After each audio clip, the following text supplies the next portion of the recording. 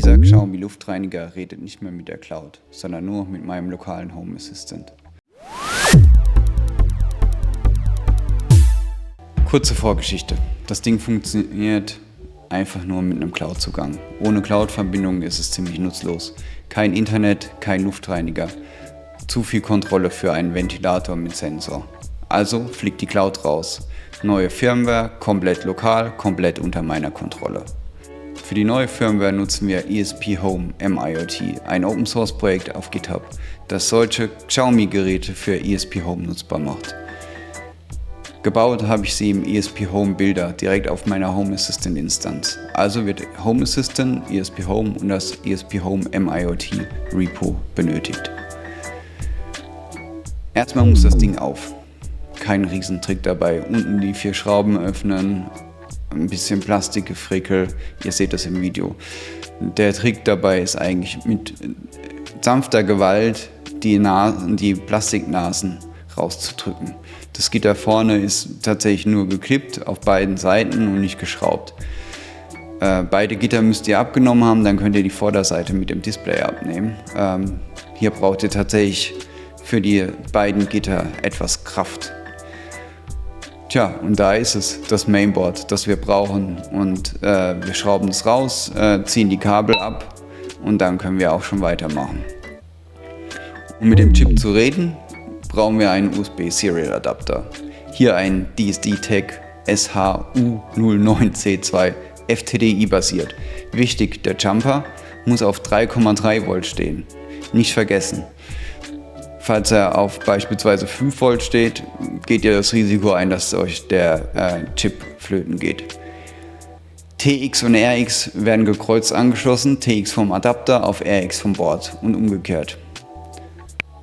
Und noch ein wichtiger Draht, um das Board in den Flash-Modus zu versetzen, müsst ihr GPIO 0 mit Ground brücken. Das seht ihr hier auch im Video. Das zwingt den Chip beim Einstecken in den Bootloader-Modus, statt die normale Firmware zu booten. Sonst kommt man mit dem ESP-Tool einfach nicht ran. So, erster Schritt, wir machen einen Verbindungstest. Wir lesen einfach mal die Chip-ID aus und bekommen auch die MAC-Adresse angezeigt. Das passt doch wunderbar. Und bevor wir irgendwas überschreiben, machen wir ein komplettes Backup der Original-Firmware, weil die gibt es nicht irgendwo im Internet einfach zum Neuflashen, falls was schief geht. So, danach machen wir einen Write-Flash. Warten kurz. Oh, Fatal Error. Keine serielle Verbindung möglich.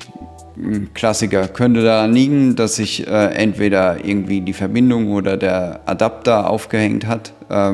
Trick hierbei, Adapter rausziehen und wieder neu einstecken. Hilft üblicherweise. So, zweiter Versuch und diesmal läuft es durch. 16 Sekunden, Hash verifiziert, die neue Firmware ist drauf. Wunderbar. So, um das Ganze jetzt zu testen, müssen wir die Bootloader-Brücke wieder entfernen. Wir nehmen das Kabel raus zwischen GPIO 0 und Ground, weil sonst der Chip weiterhin beharrlich in den Flash-Modus statt in den Firmware-Modus startet. Danach stecken wir den Serial-Adapter wieder ein, um die Stromversorgung sicherzustellen, dann können wir das Ganze testen. So, Ergebnis, 4 MB Backup, 16 Sekunden Flashzeit, 0 Euro Kosten, nur einiges an Mut, um ein Gerät zu öffnen. Und das war's. Der Luftreiniger läuft jetzt komplett lokal mit Home Assistant, ohne dass irgendwas in die Cloud telefoniert.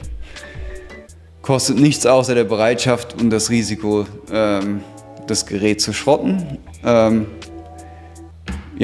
Gerät aufschrauben, das eigentlich noch Garantie hat, muss man auch wollen. Aber ehrlich gesagt, mir ist es das wert. Das Gerät muss jetzt nicht mehr über die Xiaomi-App administriert werden, sondern ich kann es direkt einfach im Home Assistant verwenden.